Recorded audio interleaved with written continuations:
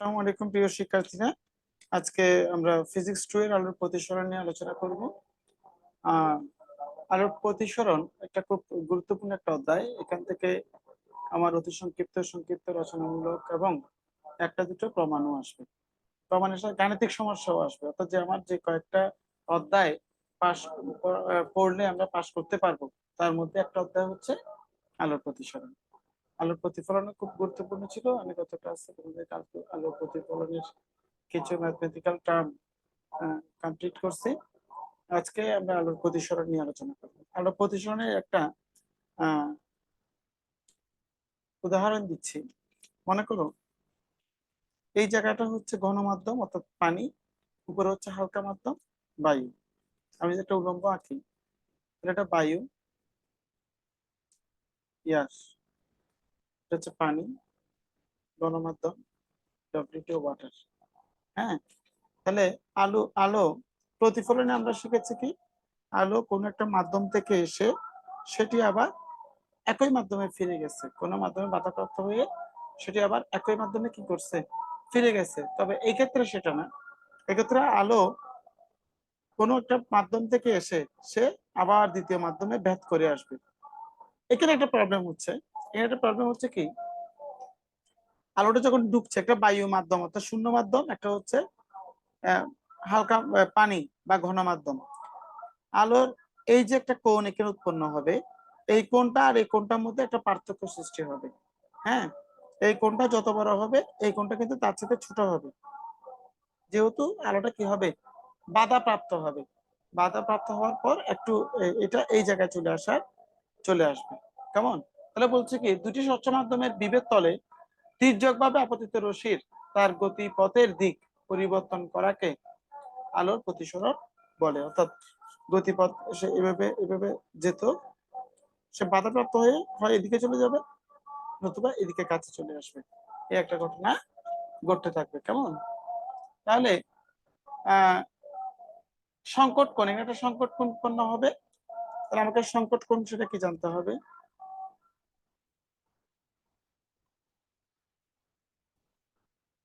সংকট কোণ যখন কোনো আলোক রশ্মি ঘন স্বচ্ছ মাধ্যম হতে প্রতিসৃত হয়ে হালকা স্বচ্ছ মাধ্যমে এমন ভাবে যায় যে প্রতিসরণ কোণের মান 90 ডিগ্রি হয়, তখন আপতিত রশ্মি ঘন মাধ্যমে যে আপতন কোণ উৎপন্ন করে তাকে সংকট কোণ বলা হয়। একে টিটা সি দ্বারা প্রকাশ করা হয়। আমি একটু বুঝাই বলছি। মনে করো আলোটা এই মাধ্যম থেকে, একটু উলম্ব আঁকি, এই মাধ্যম থেকে, এটা হচ্ছে গণমাধ্যম। কি মাধ্যম? গণমাধ্যম। আলোটা গণমাধ্যম থেকে এমন ভাবে গেল এটি এদিকে চলে যাওয়ার কথা না, না গিয়ে সেটা 90 ডিগ্রি অ্যাঙ্গেলেই চলে আসলো। কত ডিগ্রিতে আসলো? 90 ডিগ্রি অ্যাঙ্গেলে আসলো। কেমন? তাহলে এটা হচ্ছে সংকট কোণ। এই সংকট কোণকে টিটা সি দ্বারা প্রকাশ করা হয়। টিটা সি দ্বারা এই সংকট কোণকে প্রকাশ করা হয়। তাহলে আমরা সংকট কোণ কি ইতিমধ্যে বুঝে গেলাম। এই আলোর প্রতিসরণে একটা বিষয় আছে, সেটা হচ্ছে কি, প্রিজমের প্রতিসরণাঙ্ক এবং ন্যূনতম বিচ্যুতি কোণের মধ্যে একটা সম্পর্ক আছে। প্রিজমের প্রতিসরণাঙ্ক যদি এরূপ কথা দেওয়া থাকে, প্রিজমের প্রতিসরণাঙ্ক এরূপ যদি কথা আমাকে দেওয়া থাকে, তাহলে প্রতিসরণাঙ্ককে আমরা মিউ দ্বারা কি করি, প্রকাশ করি। প্রতিসরণাঙ্ককে আমরা মিউ দ্বারা প্রকাশ করি। তাহলে এখানে যদি প্রিজমের প্রতিসরণাঙ্ক এবং ন্যূনতম বিচ্যুতি কোণের মধ্যে যদি সম্পর্ক বলে, প্রিজমের প্রতিসরণাঙ্ক এবং বিচ্যুতি কোণের মধ্যে যদি সম্পর্ক বলে, তখন আমাকে লিখতে হবে মিউ সমান sine A plus sigma M divide by 2 sine A divide by 2। যদিও এটার প্রতিপাদনটা আছে, আমি সেটা প্রমাণ করে দিব। আপাতত কি করলাম, এটার প্রতিপাদনটা এরকম করে আমি আপাতত দিয়ে রাখলাম, এটা বোঝানোর জন্য। আচ্ছা, প্রতিসরণাঙ্কের কিছু সূত্র আছে। হ্যাঁ, তার মধ্যে যদি কিছু সূত্র আছে, তার মধ্যে আমি দ্বিতীয় সূত্রটা একটু আলোচনা করতে চেষ্টা করছি। প্রতিসরণের দ্বিতীয় সূত্রে বলা হচ্ছে কি, একজোড়া নির্দিষ্ট মাধ্যম ও নির্দিষ্ট রঙের আলোর জন্য আপতন কোণের সাইন এবং প্রতিসরণ কোণের সাইনের অনুপাত একটি ধ্রুব সংখ্যা হবে। অর্থাৎ আমি একটা মাধ্যম থেকে যখন অন্য একটা মাধ্যমে যাবে, তারা যদি মাধ্যমটা কি হয়, একই রঙের হয় এবং আলোটাও যদি একই হয়, তাহলে অবশ্যই এদের আপতন কোণের সাইন এবং প্রতিসরণ কোণের সাইন অনুপাত একটি ধ্রুবক সংখ্যা হবে। তাহলে আপতন কোণকে আলোটা যেদিক থেকে আসতেছে, প্রতিসরণকে আলোটা যেদিক দিয়ে বের হয়ে গেল। কেমন? তাহলে এখানে এই দুটো যদি একই রঙের হয়, তখন এদের যে কোণের অনুপাতটা সেটা একটা ধ্রুব সংখ্যা হবে।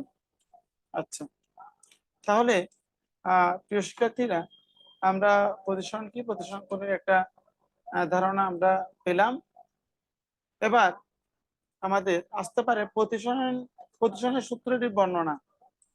প্রতিসরণের দুটি সূত্র মেনে চলে, যেটা বললাম আমি, প্রতিসরণ মেনে চলে কয়টা সূত্র? দুটি সূত্র, প্রতিসরণের সূত্র।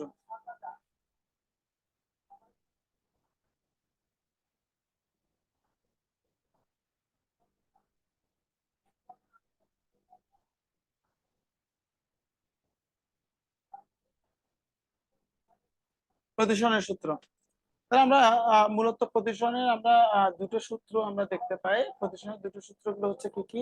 এক, আপতিত রশ্মি প্রতিসৃত রশ্মি আপতন বিন্দুতে বিভব তলের উপর অঙ্কিত অভিলম্ব একই সমতলে থাকে। একই সমতলে থাকে আপতিত রশ্মি। অর্থাৎ তোমরা যদি প্র্যাকটিক্যালটা করে থাকতে, তোমরা বুঝতে পারতে, যদি একটা কাঁচ দেওয়া থাকতো, মনে করি একটা তলের মধ্যে আমি একটা কাঁচ অঙ্কন করলাম, কাঁচ, এই জায়গায় যদি আমি একটা লম্ব আঁকতে পারি, তাহলে এই জায়গায় যদি আমি যতগুলো পিন স্থাপন করব, ঠিক এই জায়গায় এসে ভেতরে কাঁচের ভিতরে এই তিনটা পিন একই সময়টাকে কি করবে, দেখা যাবে। অর্থাৎ এরা একই সমতলে কি করবে, অবস্থান করবে। এরা অবস্থান করবে কি, একই সমতলে। আর ওই যে কিছুক্ষণ আগে বললাম, একজন নির্দিষ্ট কিসের জন্য, রং এবং মাধ্যমের জন্য, আলোর জন্য তাদের কোন অনুপাত একটি সমানুপাতে কি হবে, ধ্রুবক হবে। তাহলে এখানে সমানুপাতিক যখন ধ্রুবক হবে, তাহলে আমরা যখন এটা দিয়ে যাচ্ছে আলোটা, তাহলে এখানে একটা কোণ উৎপন্ন হচ্ছে, এখানে একটা কোণ উৎপন্ন হচ্ছে, সরি, এই জায়গায় একটা কোণ উৎপন্ন হচ্ছে, এই জায়গায় কোণ এটা একটাকে যদি আই ধরি, আই কোণ, তাহলে একটা হচ্ছে আর কোণ। কেমন? এই এভাবে যদি আসে, একটা আই কোণ, একটা কি কোণ, আর কোণ। কেমন? তাহলে আই কোণ এবং আর কোণের অনুপাত আমরা সাইন দিয়ে প্রকাশ করব। অর্থাৎ মিউ সমান sine i sine r, sine i sine r. আমরা এটার উপর ভিত্তি করে আমরা কিছু অঙ্ক কি করব, সম্পাদিত করব। কেমন প্রিয় শিক্ষার্থীরা? তাহলে আমরা আমাদের যে বিষয়টা, সেটা আমরা এখন জানতে পারলাম। এখন আমরা এখানকার কিছু একটা প্রমাণ প্রমাণ নিয়ে আমি আলোচনার চেষ্টা করব। ওই যে কিছুক্ষণ আমি লিখেছিলাম, এই যে প্রমাণটা, এই প্রমাণটা একটু প্রমাণ করে দিব আজকে। একটা প্রমাণ আমাদের কাছে বারবার আসে, বিভিন্ন নামে আসে, প্রিজম এবং বিচ্যুতি কোণ।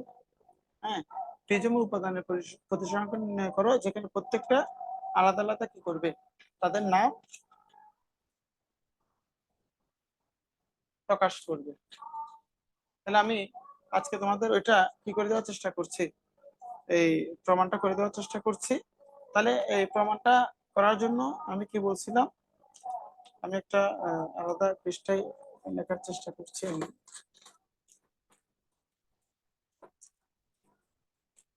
হাফিজ, জি স্যার। তো নাস্তা নাস্তা করে বসছো? নাস্তা? হুম, না। খাওয়া দাওয়া করে বসবা। খাওয়া দাওয়া করে, তোমার কি অফিস আছে না? তুমি চাকরি করো না? কই না। তো চাকরি করো যে কেইটা, রাফি না কে? জানি না কে করে। ছেলে আছে, চাকরি করে, কষ্ট করে করে। আচ্ছা, তাহলে আমাদের আজকে যে প্রমাণটা হবে সেটা হচ্ছে প্রিজমের প্রতিসরাঙ্ক ও ন্যূনতম বিচ্যুতি কোণের মধ্যে সম্পর্ক। প্রিজমের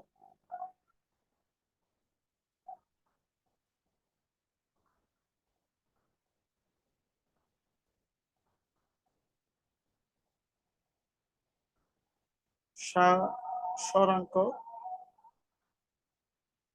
ও ন্যূনতম বিচ্যুতি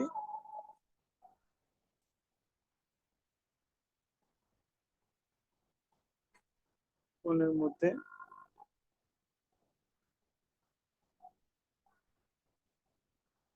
কি সম্পর্ক। কেমন? আচ্ছা, আমি পাশে তাহলে মনে করি, আমাকে কি লিখতে হবে? মনে করি একটি প্রিজমের প্রতিসরাঙ্ক একটি প্রিজমের প্রতিসরাঙ্ক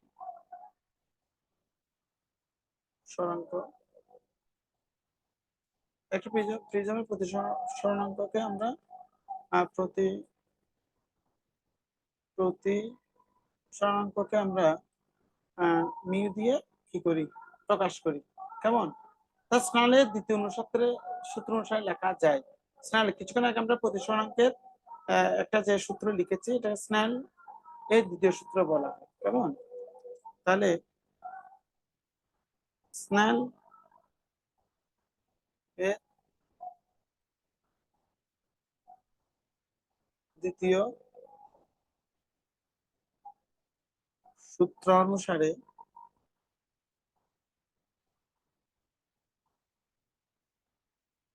লেখা যায়। কি লেখা যায় দেখো? সুতরাং মিউ সমান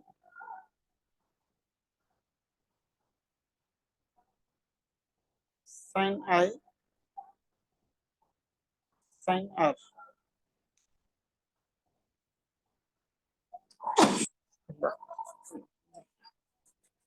তাহলে সাইন আই সাইন আর। এখন তাহলে এটা যেহেতু এক জোড়া স্বচ্ছ মাধ্যম, তাহলে আমরা একটাকে সাইন আই ওয়ান ধরি, একটাকে সাইন আর ওয়ান ধরি, আর একটাকে সাইন আই টু ধরি, এবং আরেকটাকে সাইন আর টু এভাবে আমরা ধরতে পারি। এটাকে আমরা একটা সমীকরণ দিচ্ছি। কেমন? আবার যদি প্রিজম কোণে হয়, হ্যাঁ, আবার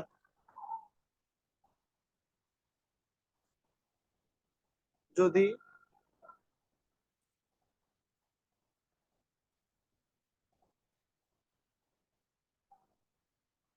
প্রিজম কোণ আপা আপতন আপতন কোণ ও প্রতি সরণ কোণদ্বয় প্রতিসরণ কোণদ্বয় যথাক্রমে আই ওয়ান আই টু ও আর ওয়ান আর টু হয়, তবে দেখা যায়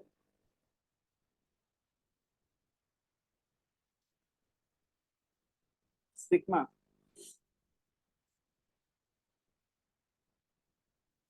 sigma equal to I one.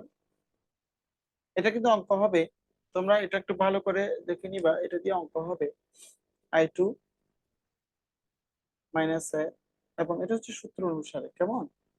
এটা হচ্ছে সূত্র অনুসারে আমরা পাবো আর সমান আর ওয়ান সমান সমান কি আর টু। কেমন? আর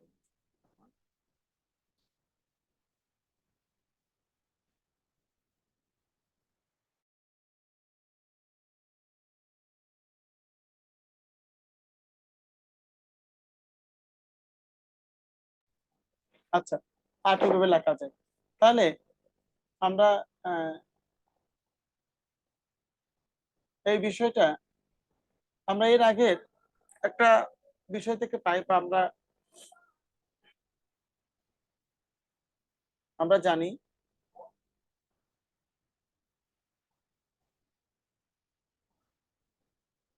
সিগমা এম সমান আই প্লাস ওয়ান মাইনাস এ। অর্থাৎ এখানে কি হলো দেখো, একটাই দুটো আই, এদিকে মাইনাস আছে, এদিকে আসলে কি হবে, প্লাস হবে। কেমন, একটা এদিকে। তাছাড়া তাহলে এটা যদি আমি একটু এভাবে লেখার চেষ্টা করি, দেখো পুরোটাকে বাসা নিয়ে আসলাম। কেমন, তাহলে 2i মাইনাস এ সিগমা এম, তাহলে বা 2i ভাষা আছে, এ ভাষা আসলে এটা মাইনাস আসলে আসলে কি হয়ে যাবে, প্লাস, তাহলে প্লাস সিগমা এম। কেমন, এভাবে করে আমরা এটাকে লিখতে পারি। এবং যদি এদিকে শুধু আই রাখি তাহলে সুতরাং শুধু যদি আই রাখি তাহলে এ প্লাস সিগমা এম নিচে হয়ে যাবে 2, নিচে হয়ে যাবে কত, 2। কেমন, তাহলে আমরা কার মান পেলাম, আই এর মানটা এভাবে পেলাম সমীকরণের মাধ্যমে। পক্ষান্তর করে সমীকরণের মাধ্যমে আমরা কি পেলাম, এই মানটা পাইলাম। এখন এই যে এর সমান আমরা যে বিষয়গুলো জানি,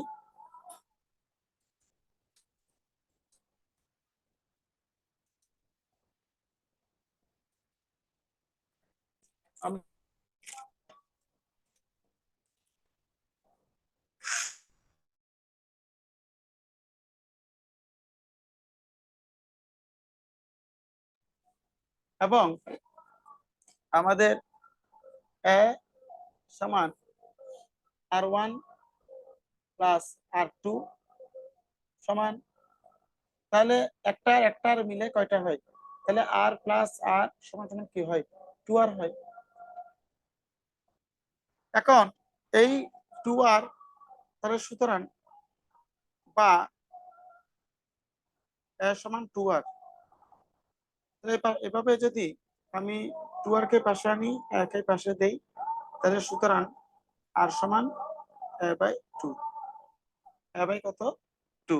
এখন সমীকরণ ওই যে 1 নং হতে পাই, 1 নং সমীকরণ, আমরা সমীকরণ 1 নং সমীকরণ যেটা বসাচ্ছি আর কি। কেমন, সমীকরণ 1 নং হতে পাই, আমরা জানি আর কি সেটা, এই 1 নং সমীকরণ না, মূলত সেটা সমীকরণ আরেকটা আছে, এই 1 নং মিউ সমান যে আমরা বের করছি না, আর এর মান বের করছি না, আহ, এই যে দেখো আমরা একটা সমীকরণ হতে পারি না, এখন হচ্ছে সমীকরণ ওই যে 1 নং সমীকরণ এটা লিখছে কি, সাইন আই সাইন আর লিখছি না, সাইন আই বাই সাইন আর, এখানে আই এর মান বসাবো, এখানে আর এর মান বসাবো 1 নং সমীকরণ, ঠিক আছে। মিউ সমান কি, যেটা প্রতিসরণ সমান কি, sine i divide by sine r, এটা খুব সহজ। এখন সমীকরণ 1 নং হতে পাই, সমীকরণ 1 নং হতে পাই, তাহলে কি পাচ্ছি আমরা, মিউ সমান সাইন আই, সাইন আই এর মানটা আমরা কত বের করছি দেখো, আই এর মান বের করছি এ প্লাস, হ্যাঁ এ প্লাস আমাদের সিগমা প্লাস ডিভাইড বাই 2, তাহলে এ প্লাস সিগমা ডিভাইড বাই 2, আর এখানে সাইন আর এর মান বের করছি কত, এ বাই 2, এ বাই 2। তাহলে আমাদের নির্দিষ্ট প্রমাণ চলে আসলো। হুম, তাহলে সুতরাং উপরের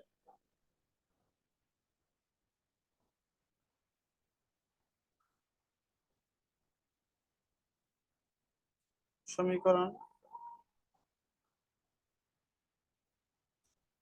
প্রিজম পদার্থের, উপরের সমীকরণ প্রিজম পদার্থের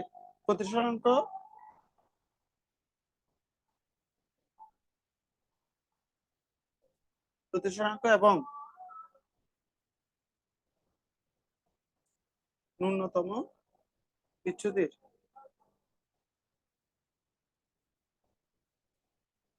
মধ্যে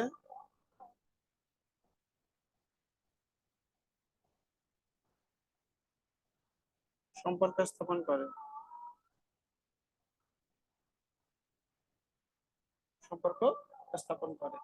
অর্থাৎ এখানে মূলত সমীকরণ থেকে আই এর মান আর আর এর মানটা বের করতে পারলেই সেটা আমরা ওই যে প্রতিসরাঙ্ক সূত্র থেকে স্নেলের সূত্র অনুসারে এই মিউ সমান অর্থাৎ প্রতিসরাঙ্ক সমান আমরা কি প্রতিসরাঙ্ক সমান সাইন আই বাই সাইন আর দিয়ে আমরা এখানে মানটা বসায় ফেলতে পারবো। তাহলে প্রিয় শিক্ষার্থীরা, আজকে আমরা কিছু সংজ্ঞা এবং আমাদের একটা গুরুত্বপূর্ণ প্রমাণ, এটা খুব গুরুত্বপূর্ণ যে প্রমাণটা স্যার আজকে দিছি, তবে এটা খুব গুরুত্বপূর্ণ, সেটা আমরা কি করতে পারলাম, এই গুরুত্বপূর্ণ প্রমাণটা জানতে পারলাম। এই গুরুত্বপূর্ণ প্রমাণটা দিয়ে আমাদেরকে আসতে পারে, বেশিরভাগ ক্ষেত্রে আসছে, সেটা তোমাদের করে ফেলতে হবে। কেমন? এবার আমি কিছু ইয়াতে চলে যাব, এই যে কি বলে গাণিতিক সমস্যায় চলে যাব। গাণিতিক সমস্যার পর আশা করি ইয়াতে আমার ক্লোজ হয়ে যাবে। আমি কয়েকটা গাণিতিক সমস্যা তোমাদের করে দেওয়ার চেষ্টা করছি। এই যে কিছুক্ষণ আগে যেটা আমরা কি করলাম, এই প্রমাণ করছি, এটার উপর ভিত্তি করে আমাদের কিছু গাণিতিক সমস্যা কি করতে হবে, মেনটেন করতে হবে। আসলে গাণিতিক সমস্যাগুলো হচ্ছে কি, আমাকে দুটো মাধ্যম দেওয়া থাকবে, প্রতিসরণের জন্য অবশ্যই কি থাকে, দুটো মাধ্যম থাকে, প্রতিসরণের জন্য মাধ্যম থাকবে দুইটা। তাহলে একটা হচ্ছে তোমার এই একটা গণমাধ্যম থাকবে, একটা হালকা মাধ্যম থাকতে পারে। কেমন? তাহলে বায়ুর সাপেক্ষে পানি, বায়ুর সাপেক্ষে কাঁচ, ঠিক না? এই এই বিষয়গুলো থাকতে আমাকে পারে। তখন সাপেক্ষে যখন চিন্তা করবে, তখন আমাকে আমাকে ওই সাপেক্ষের যে একটার প্রতিসংখ্য নির্ণয় করতে হবে, সে সূত্র অনুসারে আমাকে কি করতে হবে, অঙ্কগুলো বের করে দেখাতে হবে। কেমন? তাহলে আমি একটা অঙ্ক করার চেষ্টা করছি। দেখো, তোমরা একটা অঙ্ক ভালো করে দেখো। আমি একটা অঙ্ক যদি আমি লিখি এভাবে, দেখো, বায়ুর সাপেক্ষে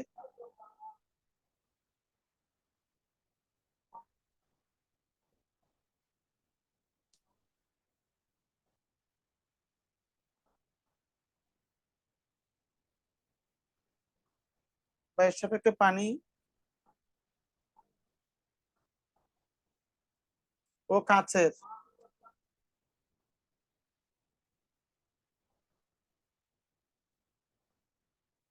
প্রতিসরাঙ্ক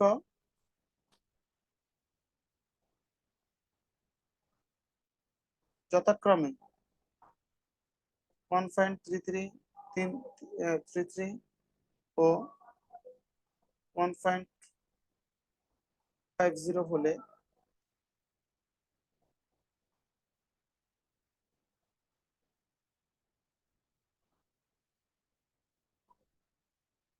কাঁচ ও পানির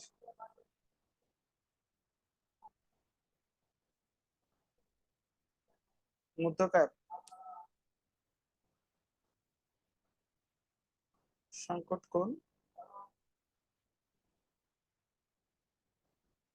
কাঁচ ও পানির মধ্যকার সংকট কোণ কি করতে হবে, নির্ণয় করো। মধ্যকার সংকট কোণ নির্ণয় করো। কেমন? sin 90 ডিগ্রি মান আমাদের এই যে বিষয়টা আছে, যেহেতু এখানে একটা কোণ কি হবে, 90 ডিগ্রি হবে। একটা কোণ হবে কত ডিগ্রি? 90 ডিগ্রি। তাহলে সেহেতু আমাকে বাকিটার এই যে মানটা আছে সেটা আমাকে নির্ণয় করতে হবে।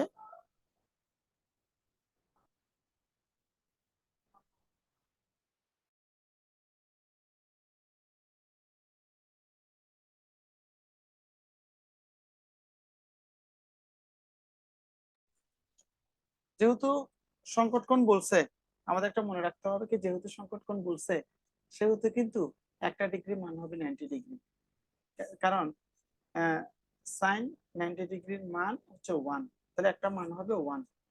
সাইন 90 ডিগ্রি একটা মান হবে কি 1। তাহলে আমাকে এখানে কি কি দেওয়া আছে দেখো, এখানে বায়ুর সাপেক্ষে পানির প্রতিসরণাঙ্ক, বায়ুর সাপেক্ষে পানির কি দেওয়া আছে, প্রতিসরণাঙ্ক। আর বায়ুর সাপেক্ষে কাঁচের প্রতিসরণাঙ্ক। তো বায়ুর সাপেক্ষে পানিও কাঁচের বলছে না, বায়ুর সাপেক্ষে কি বলছে, পানিও কাঁচে। তাহলে আমাকে আগে নির্ণয় করতে হবে বায়ুর সাথে পানির, বায়ুর সাথে কাঁচের। কেমন? কি লিখবো, বায়ুর সাপেক্ষে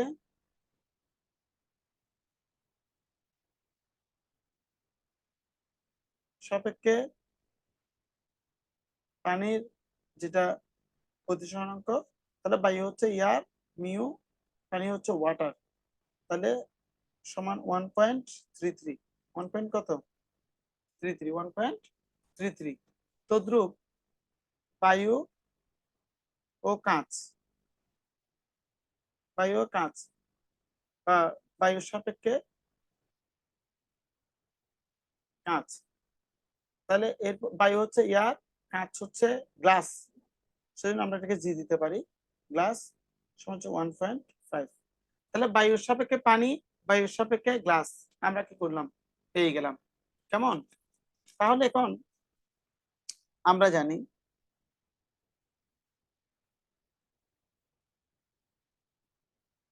আমরা জানি তাহলে পানি এবং প্রথমে কি ছিল? কাঁচ।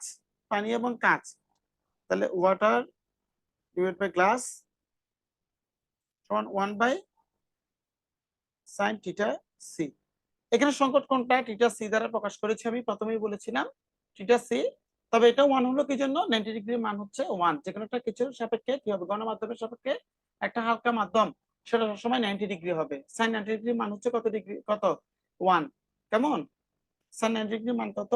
1। তাহলে আমাকে সাপেক্ষ বুঝেছে কয়টা? দুটো। একটা হচ্ছে কাঁচ আর এই কাঁচ আর পানি, একটা বুঝাইছে আমাকে কাঁচ আর গ্লাস। তাহলে আমি কাঁচ আর গ্লাসটাকে বসাই, পানি এবং গ্লাস বায়ু, বায়ু একটা বায়ু আর পানি, একটা বায়ু আর গ্লাস। তাহলে আমি আগে প্রথমে বায়ু আর গ্লাস একটা বসাই, তাহলে মিউ গ্লাস, একটা হচ্ছে আবার এয়ার, মিউ ওয়াটার। তাহলে একটা হচ্ছে কি আমার 1, একটা হচ্ছে সাইন থিটা কত? সাইন থিটা সি, তাই না?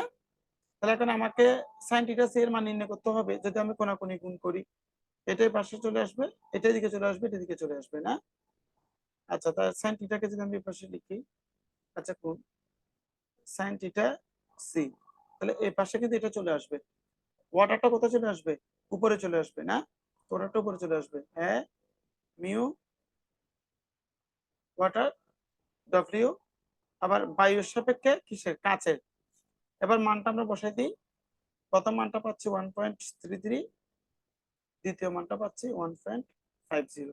তাহলে সুতরাং একটা মান আসবে, সেটা হচ্ছে 0.887, 0.887। তাহলে এটাতেই কিন্তু আমার অঙ্কটা হয়ে যায় নাই। এখানে কিন্তু আমার অঙ্কটা কি হয়নি? হয়ে যায় নাই। এটার জন্য আমাকে আরো কাজ করতে হবে। তাহলে কি আসলো? 0. কি আসলো? 88 কি আসলো? 7 আসলো, তাই না? তাহলে বা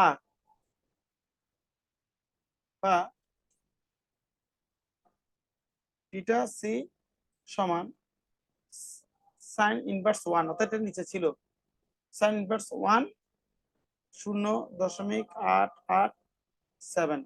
এখন এই মানটা আমাকে কি করতে হবে? বের করে নিতে হবে। তাহলে থিটা সি সমান সাইন ইনভার্স, তোমরা ক্যালকুলেটরে দিতে পারবে।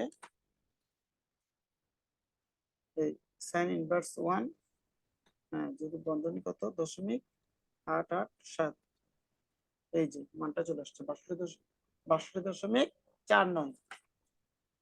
কি মান আসলো আমার? 62.49। তাহলে সেটাকে আমরা কি লিখতে পারি? তাহলে সুতরাং থিটা সি সমান 62.5 লিখে দিতে পারি, যেহেতু 4 এর পরে 9 ঘর আছে। তাই অ্যান্সার হচ্ছে এটাই, হচ্ছে ডিগ্রিতে, থিটা হচ্ছে এত ডিগ্রিতে। তাহলে আমরা একটা অঙ্ক করে স্যার, ফেললাম। জি বলো। ওই যে সাইন ইনভার্স ওয়ান সাইডটা কিভাবে আসলে একটু বলতেন? আচ্ছা শোনো, ওই আমার 1 মিনিটের মধ্যে এখন কি করতে হবে? আমার ক্লাসটা শেষ হবে। তোমরা যদি তোমরা আমি নতুন একটা লিংক পাঠাচ্ছি, হ্যাঁ আগের লিংকে তোমরা আবার জয়েন করো। হ্যাঁ, ঠিক আছে। আচ্ছা। আর আমি ততক্ষণে এটা বলি, এই যেটা 1 বলছো তুমি, এটা আমি এখানে লিখে রাখছি, দেখছো? আমার সংকট কোণের নিয়ম হচ্ছে কি, একটা গণমাধ্যম থেকে যখন হালকা মাধ্যমে রশ্মিটা যাবে, গণমাধ্যমের সাপেক্ষে হাফেজ, হাফেজ, স্যার হাফেজ। আছি স্যার। আচ্ছা, এই যে তোমার কোশ্চেনটা ছিল, আমি এখানে 1 দিচ্ছি কেন, তাই না? 1 আমি আগেই বলছি, জি স্যার। সংকট কোণের নিয়মটাই হচ্ছে এমন, যখন আলোটা গণমাধ্যম থেকে হালকা মাধ্যমে যাবে, এমন অনুপাতে যাবে গণমাধ্যমে কি থাকবে, এক যে কোনটা থাকবে সেটা হালকা মাধ্যমে কি 90 ডিগ্রি হয়ে যাবে, এই 90 ডিগ্রি হয়ে যাবে। কেমন? হালকা মাধ্যমে যখনই 90 ডিগ্রি হবে তাহলে sin 90 ডিগ্রি মান কত? 1। 1 এই জন্য 1 ডিভাইডেড বাই সংকট কোণ। কথা ক্লিয়ার? অর্থাৎ sin 90 ডিগ্রি ডিভাইডেড বাই সংকট কোণ যেটা সেটা গণমাধ্যমের হ্যাঁ সংকট স্যার। কোণটা, যেটাকে থিটা সি দ্বারা প্রকাশ করি। আমি ভিডিওর প্রথমে এটা বলছিলাম। ঠিক আছে হাফেজ, বুঝতে পারছো বাবা? স্যার আমি রনি। স্যার ওই যে আহ, নিচে স্যার ওই যে নিচে যেটা নিচের 3 নম্বর লাইনটা একবারে যে ইনভার্স ওয়ান, যেটা ইনভার্স ওয়ান স্যার ইনভার্স 1, একবার হ্যাঁ। নিচে। হ্যাঁ হ্যাঁ, এইটা স্যার এটা এটা কেমন হলো? এটা যে সাইন নিচে ছিল, এই যে সাইন নিচে ছিল যে সাইনটা, আচ্ছা, নিচে থেকে শোনো উপরে শোনো, আসলে এরকম না, মানে সাইন। এরকম না। আমি তোমাকে বুঝাই বলতেছি। আমার এখানে সাইন থিটা থিটা ছিল না, অর্থাৎ সাইন আর হ্যাঁ সংকট কোণ ছিল না। আমি হ্যাঁ যখন মানটা বের করছি তাহলে এই সাইনটা এখানে গুণাকার হ্যাঁ আছে বাবা, এদিকে আসলে ভাগ হয়ে যাবে না? হ্যাঁ কথা ক্লিয়ার কিনা? হ্যাঁ এদিকে হ্যাঁ আসলে কি হয়ে যাবে, ভাগ হয়ে যাবে। তবে ভাগটা নিচে না বসাই, ভাগ। পাশে বসাইছি, তখন ইনভার্স 1 হয়েছে। কথা ক্লিয়ার? হ্যাঁ স্যার বুঝতে পারছি। নাকি করে দেখাবো? আমি একটু করে দেখাচ্ছি, দেখো। তাহলে মনে করো সাইন থিটা, ঠিক আছে। আর এই পাশে মনে করো আমি একটা হ্যাঁ মান পেলাম যে কত, 62.5, না, 0.887 পেলাম, ঠিক আছে। তাহলে এদিকে আমার শুধু সংকট কোণ হ্যাঁ দরকার। তাহলে এই সাইনটা কোথায় চলে আসলো, 887 ডিভাইড বাই সাইন। এই এখন ক্লিয়ার? আর সেটাকে যখন আমি লিখতে যাব হ্যাঁ থিটা কোণে, তখন সাইন কি হয়ে যাবে, ইনভার্স 1 হয়ে যাবে, ঠিক আছে। হ্যাঁ স্যার। আচ্ছা, তাহলে রনি তুমি অনেকক্ষণ পর লেট জয়েন দিলা, কি অবস্থা তোমার? এই তো স্যার বাইরে ছিলাম, অফিস থেকে আসে পরে জয়েন দিলাম। এই হাফেজ দেখছো, এই এই যে রনি খুব কিসে আছে, জব করে যে রনি, আমি তোমার নাম বলে ফেলছিলাম। তাহলে এই রনি, আমি স্যার আজকে ক্লাসটা আমি ক্লোজ করলাম। আজকে কিছু থিওরি দিয়েছি, একটা প্রমাণ দিয়েছি, প্রমাণটা দেখবা, থিওরিটা ভালো করে দেখবা। আগামী ক্লাসে প্রমাণের উপর ভিত্তি করে আরো 4-5টা অঙ্ক নিয়ে আসবে। এই অধ্যায় থেকে অবশ্যই একটা অঙ্ক হবে। অঙ্কগুলো এভাবে আমি ডিটেলসে তোমাদেরকে গাণিতিক সমস্যাগুলো বুঝিয়ে দিব, কেমন? তার আগে তোমরা আচ্ছা আহ, স্যার। সংক্ষিপ্ত অতি সংক্ষিপ্ত আর একটা যে প্রমাণ দিয়েছি প্রমাণটা কমপ্লিট করে ফেলো বাবা, কেমন? হ্যাঁ স্যার, আর হচ্ছে যে বলো। সাজেশন তো স্যার হচ্ছে পরীক্ষার আগে আগে দিবেন নাকি? আর সাজেশন আমি দেখি, ইতিমধ্যে চেষ্টা করবো অধ্যায় শেষ হলেই সাজেশন দিয়ে ফেলতে।